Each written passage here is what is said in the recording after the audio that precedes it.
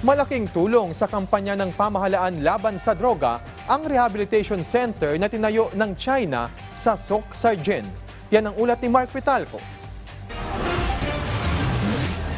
Isang bagong simula.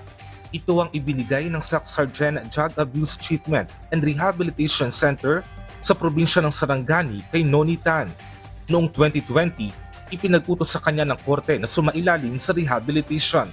Aniya, ang magandang environment at pangangalaga ng mga doktor ang nakatulong sa kanya upang malampasan ang kanyang drug dependency na tumagal ng mahigit 20 taon. Maisip namin nga, di na dyan kumubalik. Sayang. Tapos, ma-realize namin lahat ng mga pamilya namin, kung ginsay mag-suffer, pamilya. Hantod karon na rin, pamilya gyapon. Ngayon, isa na si Noni sa mga guide na tumutulong sa ibang pasyente na nais magbagong buhay. Ayon kay Dr. Ruby Alcala, Medical Officer ng DOH Sok Sargen, kabilang sa inaalok ng center ay ang aftercare program para matiyak na magtutuloy-tuloy ang magandang nasimula ng mga pasyente. Bukod pa ito sa residential at outpatient programs. We make sure po talaga kasi po may treatment plan tayong ginagawa with our clients na pagkabalik po nila sa community po, dapat po maging productive sila. And that's why po dito sa center po, very, very important po talaga yung linkages namin po with our partner agencies po.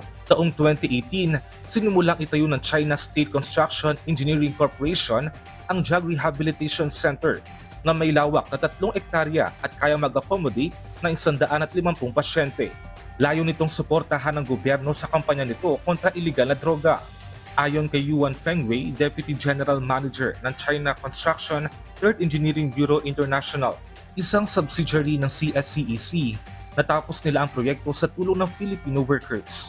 聘用了450人左右的当地员工，而且采购了大量的当地的材料啊、设备啊，还有一些家居的物资。这不仅仅是一座建筑，我们认为，更寓意着新希望的开始。这个项目完成已经有3年多的时间了，这2所医院，我们帮很多的病人戒除了这个毒瘾，挽救了很多家庭。 Sa harap ng bagong approach ng gobyerno sa drug campaign nito na Vida, tiniyak ng DOH Sok Sargen na magpapatuloy ang kanilang misyon, ang magsilbing tulay ng pag-asa at bagong simula. Ang Sok Sargen Drug Abuse Treatment and Rehabilitation Center po is andito lang po, continue to be serving sa ating mga recovering drug dependents at yung mga drug dependents na gustong magbago. Mark Vitalco para sa Bayan.